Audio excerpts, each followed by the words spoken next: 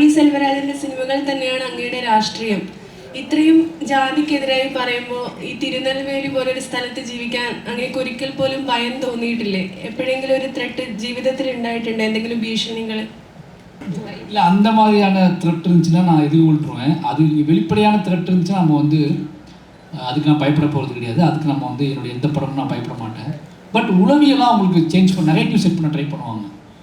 என்ன நெரேட்டிவ்னா, பெரும்பான்மையான மக்கள் இந்திய சமூகத்தில், தமிழ் சமூகத்தில் அல்லது எல்லா சமூகத்துலேயுமே பெரும்பான்மையான மக்கள் ஒரு ஃபார்வர்டான திங்கை வந்து, ஒரு ஃபார்வர்டான விஷயங்களை வந்து ஒத்துக்குவாங்க. ஆனால் இன்னொரு நெரேட்டிவ் செட் பண்ண ட்ரை பண்ணுவாங்க. கம்மியான மக்கள் வந்து இந்த படத்தை வந்து அவாய்ட் பண்ணுறாங்க, இந்த படம் வந்து இப்படி செட் பண்ணுது அப்படின்னு அந்த நெரேட்டிவ் இருக்குல்ல, அதை மீடியா ஃபோக்கஸ் பண்ணுவாங்க. ஆப்போசிட் நெரேட்டிவை வந்து மீடியா ஃபோக்கஸ் பண்ணும்போது ரொம்ப அப்பவும் மன உளைச்சலாகும். அதாவது இவ்வளோ பேர் கொண்டாடுறாங்க, அதை பற்றி அந்த ஷேரிங்கை பற்றி மீடியா பேசினா அதை பற்றி நம்ம நல்லா பேசலாமேன்னு தோணும். நமக்கு ஒரு ரொம்ப எமோஷ்னலாக இருக்கும்.